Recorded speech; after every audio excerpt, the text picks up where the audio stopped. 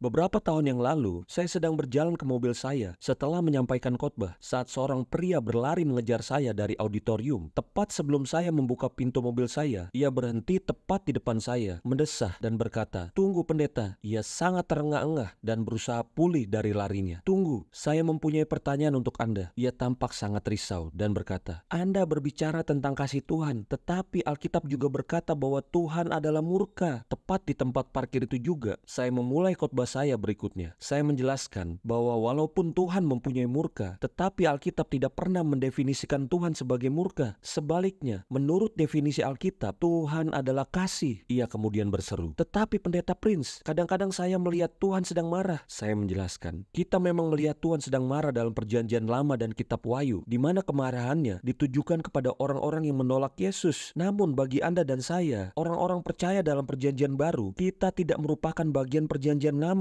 dan kita tidak akan pernah dihukum karena kita telah menerima Yesus. Sebagai orang-orang percaya, Tuhan tidak lagi marah kepada kita karena seluruh kemarahannya terhadap dosa-dosa kita ditumpahkannya seluruhnya pada Yesus di kayu salib. Yesus menjadi anak domba Allah untuk menghapus semua dosa kita. Di kayu salib, Yesus berseru, "Allahku, Allahku, mengapa engkau meninggalkan aku?" Menurut Anda, mengapa Yesus berseru seperti itu? Ia menyerukan itu supaya kita semua dapat mengetahui secara spesifik bahwa saat itu juga murka Allah ditimpakan padanya. Ia menjadi korban dosa kita dan api murka Tuhan sepenuhnya menelannya, sementara ia yang tidak mengenal dosa menjadi dosa kita, supaya Anda dan saya tidak akan pernah mengalami murka Tuhan lagi. Setelah saya selesai menjelaskan ini, ia berterima kasih kepada saya. Air muka risau yang telah mengerutkan wajahnya telah diganti oleh senyuman. Saya percaya bahwa sementara ia berjalan pergi, ada suatu kedamaian dan keyakinan dalam hatinya bahwa Tuhan tidak lagi marah kepadanya karena dosa-dosanya telah dihakimi sepenuhnya di atas salib di Kalvari. Haleluya! Banyak orang percaya pada masa kini yang sama seperti orang itu. Mereka percaya bahwa Tuhan adalah kasih, tetapi pada saat yang sama mereka juga percaya bahwa ia dapat murka. Saat mereka membaca Alkitab, mereka kebingungan karena mereka melihat Tuhan yang sering marah dalam perjanjian lama, tapi Tuhan yang penuh kasih dalam perjanjian baru. Apakah Tuhan mengidap sakit skizofrenia? Apakah benar bahwa Tuhan kadang-kadang marah dan kadang-kadang penuh kasih? Marilah kita mencari jawabannya dalam bagian berikutnya.